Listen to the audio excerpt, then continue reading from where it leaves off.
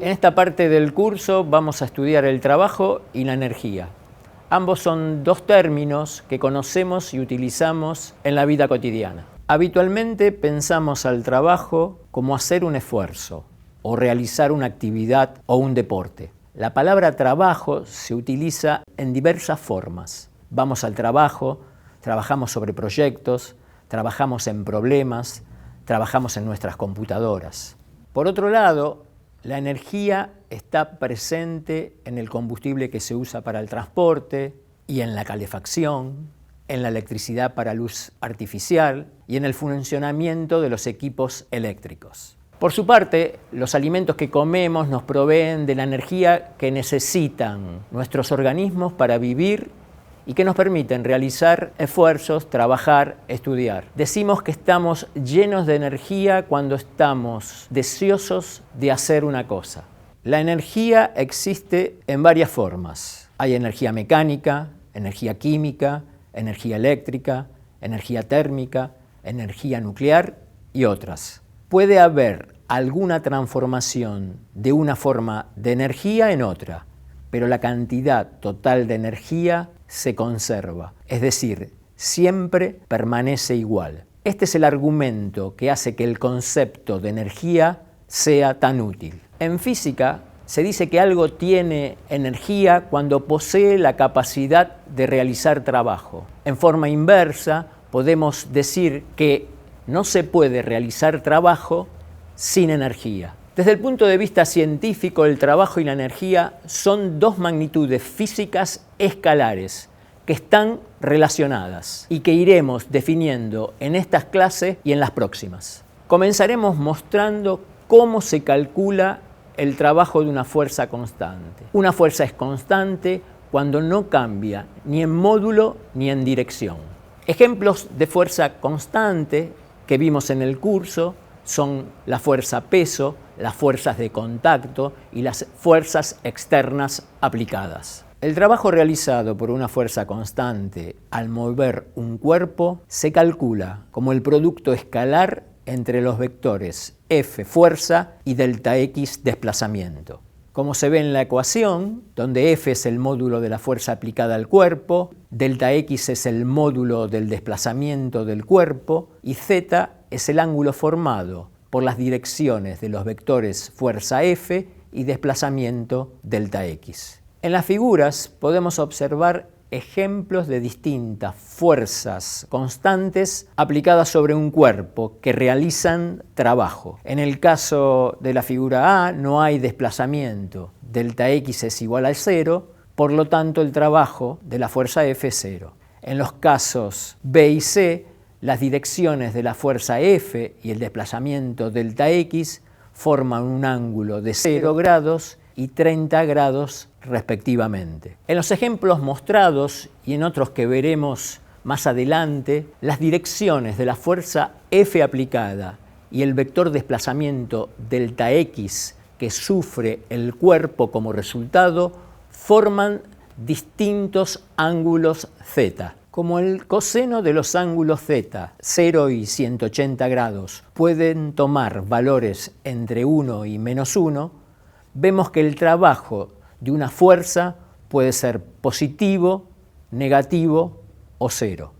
Por ejemplo, para las situaciones presentadas en las figuras, los casos de la fuerza F1 y F5 hacen trabajo positivo, las fuerzas F3 y F4 hacen trabajo negativo y el trabajo de la fuerza F2 es igual a 0. Vale la pena resaltar que siempre que una fuerza actúa en dirección perpendicular al desplazamiento, el ángulo Z es de 90 grados. Y dado que el coseno de un ángulo de 90 grados es igual a 0, el trabajo realizado por esa fuerza perpendicular da igual a 0. Veamos algunos ejemplos. En este caso, de un carro desplazándose en una montaña rusa. La fuerza de contacto que el riel le ejerce al carro, la fuerza N, forma un ángulo Z de 90 grados con el desplazamiento. Por lo tanto, como el coseno de 90 grados es igual a 0, el trabajo de la fuerza normal sobre un cuerpo es siempre igual a 0. En un movimiento circular uniforme, Un cuerpo se mueve debido a la acción de la fuerza centrípeta, que es perpendicular a la trayectoria del cuerpo. Análogamente al caso anterior, el trabajo realizado por la fuerza centrípeta es igual a cero. Tomemos otro ejemplo. El trabajo de la fuerza gravitatoria con que la Tierra atrae a un satélite que se mueve en una órbita circular a su alrededor. El trabajo de la fuerza gravitatoria es cero porque el desplazamiento delta X del satélite sobre su trayectoria es perpendicular, es decir, forma un ángulo de 90 grados con la fuerza gravitatoria F sub c. Dijimos que el trabajo es una magnitud escalar.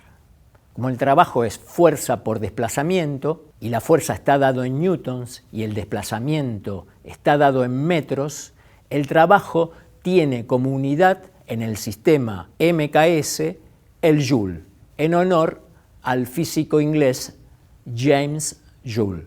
El joule se define como la cantidad de trabajo realizado por una fuerza constante de 1 newton en 1 metro de longitud y en la dirección de la fuerza. Cuando hay más de una fuerza, F1, F2, F3, F sub n, actuando sobre un cuerpo, es equivalente calcular el trabajo de cada una de las fuerzas aplicadas y sumarlos. Vemos en la expresión el producto escalar de la fuerza F1 por delta X más la fuerza F2 por delta X más la fuerza F sub n por delta X, es decir, la suma de los trabajos de la fuerza F1, F2 más F sub n, que se pueden expresar como la sumatoria de los trabajos de las fuerzas F sub i entre 1 y n. A sumar las fuerzas F1, F2 más F sub n, esa sumatoria da la suma de todas las fuerzas,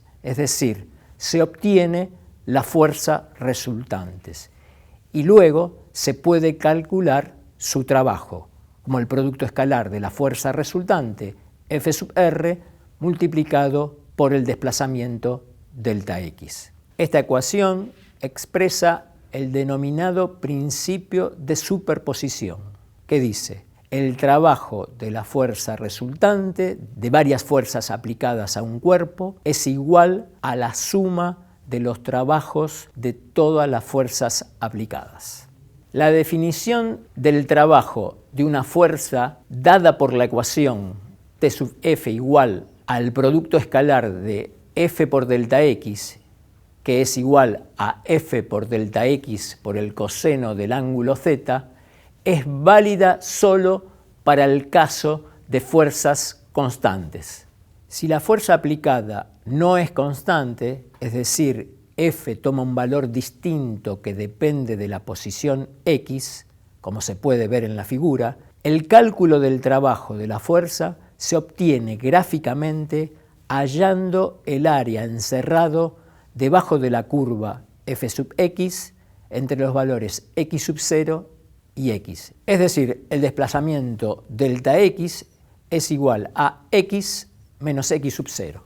Verán más adelante, cuando aprendan cálculo íntegro diferencial, que el trabajo se define como una integral de la siguiente manera. La integral de F por delta X entre los valores X0 y X.